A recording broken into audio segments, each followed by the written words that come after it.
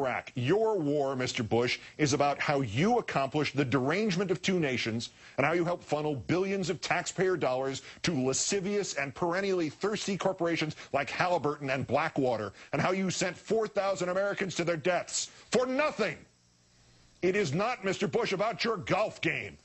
And, sir, if you have any hopes that next January 20th will not be celebrated as a day of soul-wrenching, heartfelt thanksgiving because your faithless stewardship of this presidency will have finally come to a merciful end, this last piece of advice, Mr. Bush, shut the hell up. Yeah, you know, it's unprecedented, really, how the criticism of this president, President Obama, isn't it? Joining us now is Tim Graham, executive editor of NewsBusters and director of media analysis at the Media Research Center.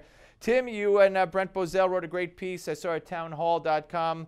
Obama criticism should be banned, with a question mark, because nobody's ever criticized a president like they're criticizing Obama, right? This is something they say. They honestly believe this, that there's somehow an unprecedented amount or volume or harshness. Obviously, yes, Mr. Olbermann tends to suggest that's not the case. And he was not the worst of them.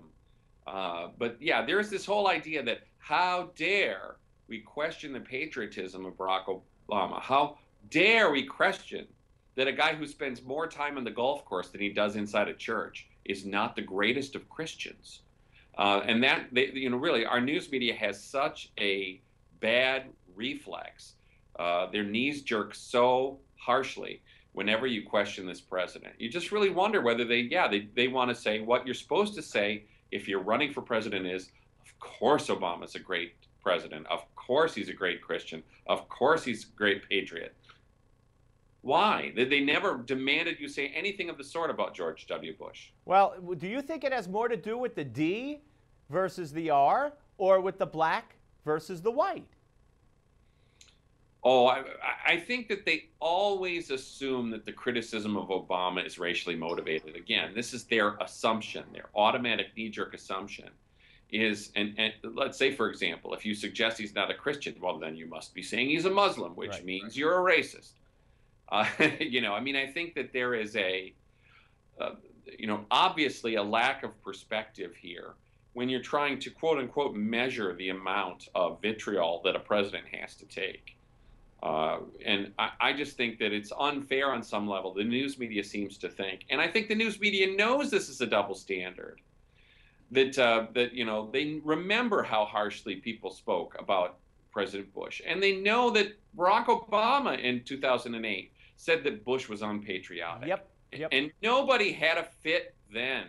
And it's funny, you reference in your piece the Mika Brzezinski comments about if you question, it's unpatriotic to question the patriotism of a president.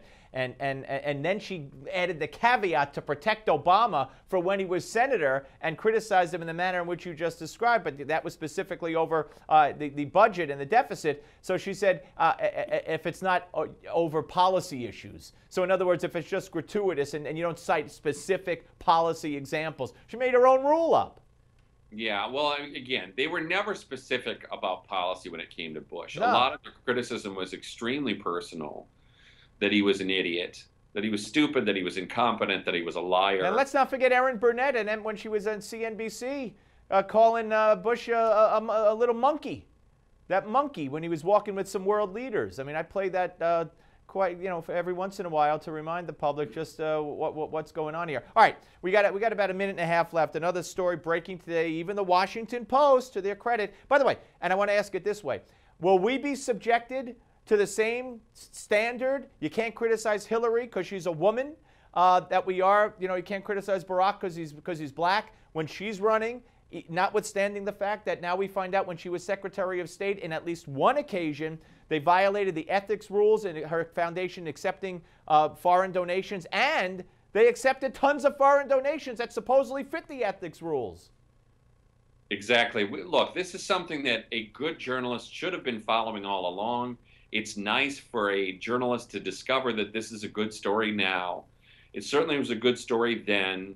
And most of the media slept through her entire tenure as Secretary of State, not asking the question, are there any foreign donations coming into the Bill, Hillary, and Chelsea Clinton Foundation while she's Secretary of State? It's good for them to do it now, but it's a little late.